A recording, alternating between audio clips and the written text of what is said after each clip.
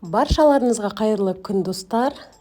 Сіздерді YouTube каналымда көргеніме қуаныштымын. Ең алдымен YouTube каналыма тіркелуді ұмытпаңыздар. Бүгін көптен бері салғым келіп жүрген жолдасымның бургерінің рецептісімен бөлісетін боламын. Қолдап, комментарий, лайк басуды ұмытпаңыздар.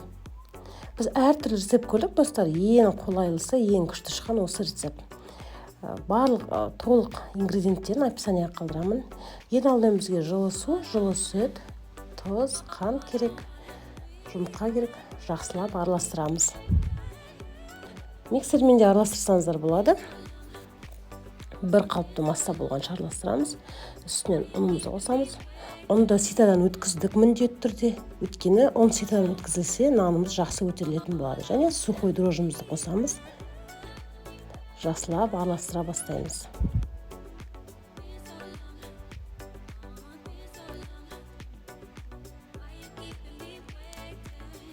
Қамырымыз жұмсақ болып шығуы тиіс, сондықтан асықпай жақсылап тұрып араластырамыз. Біз миксер қолдандық. Қамыр жұмсақ болу үшін әбден асықпай миксермен айналдырдық. Міне қамырымыз дайын болып қалды. Енді осының үстіне салқын үй температурасындағы почти сары майды қосамыз.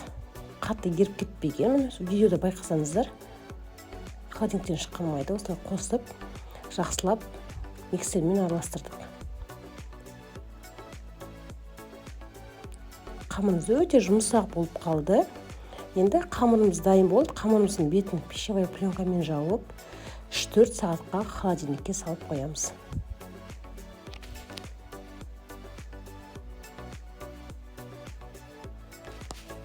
Енді біз соусымызды дайындайық.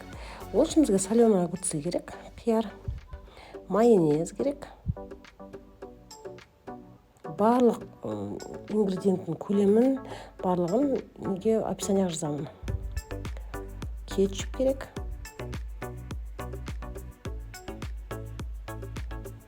Және горчица керек. Осылай барлық ингредиентті салып, блендермен араластырамыз.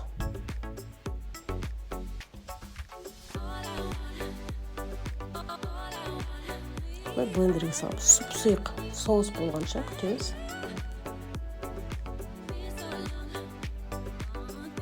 Ал біздің соусымыз дайын болды. Міне дәл видеодағыдай болып шығады. Қарап алыңыздар, осындай сұйық болып дәмді, өте дәмді. Енді начинкасын дайындайық. Фаршымызды, котлетімізді. Фаршымыз салқын болуы тиіс. Қатты жып-жылы болмауы дұрыс.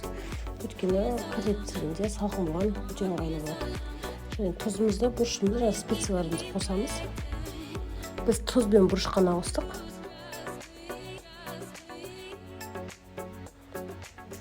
Осылай жақсылап араластырамыз. Шамалы су қоссаңыздар болады, егер фаршыңыз сухой болса.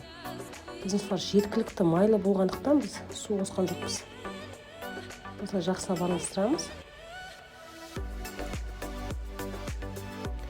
Холодильникке салып қоямыз, жарты сағат, 1 сағатқа. Фаршымызды холодильникте 1 сағаттай ұстаған соң котлетімізді дайындай бастаймыз. Фаршымыз салқын болып тұрады. Осылай формасын жасай бастаймыз. Салқын кезінде котлет жасау өте ыңғайлы. Пергаментті бумаға үстіне жасай беріңіздер. Котлетіміздің формасын дәл видеодағы жасайсыздар. Және тағы да ескерте кетейін, фаршымыз салқын болуы тиіс. Осылай формамызды әдемі өзіңізге ыңғайлы жасап алыңыздар. Содан соң бұл котлетті пергаментті қағаздың үстімен бірге холодильникке қойып қоясыздар, жарты сағатқа. Ал енді қамырымызға кеттік. Қамырымыз көтерілді, белгілі уақыт өтті. Қамырымызды жақсылап тұрып басамыз. Дәл видеодағыдай көрсеңіздер, қамыр өте жұмсақ болып тұр, көрініп тұрған шығар сіздерге. Жақсылап тұрып басып, өзіңізді сүйенген майлап басыңыздар, су қоспай қойыңыздар.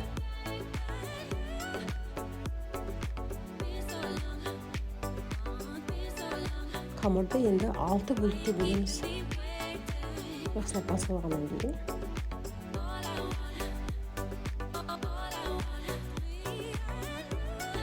Алты бөлікке бөліп, домалақ форма жасаймыз.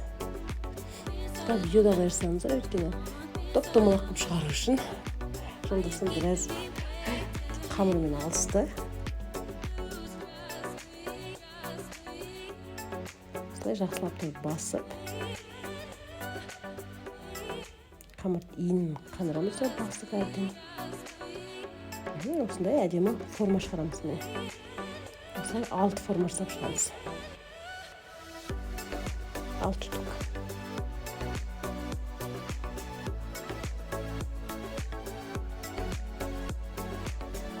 Дәл видеода көрсетілгендей осындай кішкентай булочкаларын жасап, формамызға салып, біз 6 штук жасадық.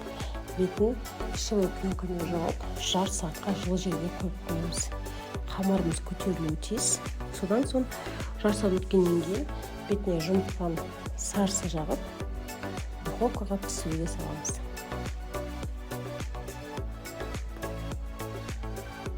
Біздің булочкаларымыз пісті. Видеода байқасаңыздар өте томпақ болып, жұмсақ болып пісті. Енді бургерін жасауға кірісеміз.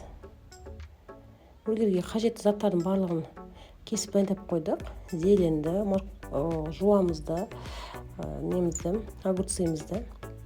Булочканы осылай ортасынан 2-ге бөліп дайындаймыз. Керек заттарды дайындап қойдық. Енді котлетімізді пісіреміз.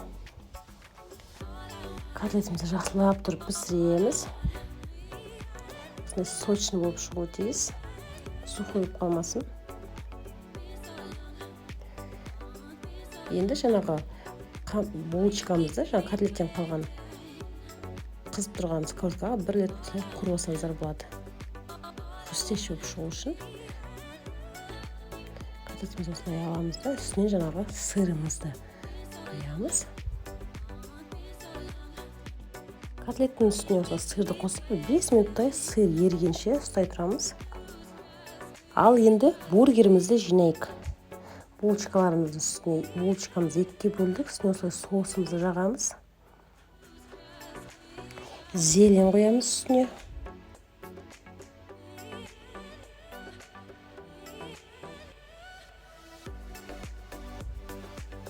Үстіне жаңағы қызып тұрған котлетті саламыз.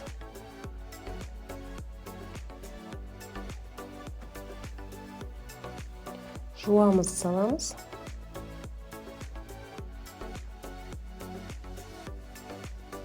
Огурцымызды қосамыз. На любителя огурцы, на любителя қосады. Тағы екінші булочканың екінші бетіне тағы соусымызды жағып,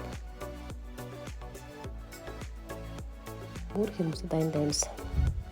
Ал біздің бургеріміз дайын болды. Ыстық қалпында жеген өте керемет. Енді дәмін қыздар сөзбен жеткізе алмайын. YouTube каналыма тіркелуді ұмытпаңыздар. Тағы да келесі жолы қандай рецепт пісірейін комментария жаза кетіңіздер. Сіздермен бірге болған Айман ас болсын. Мен жолдасыма қолдап жақсы комментария жаза қойыңыздар. Біз барлық комментарийді оқимыз. Рахмет.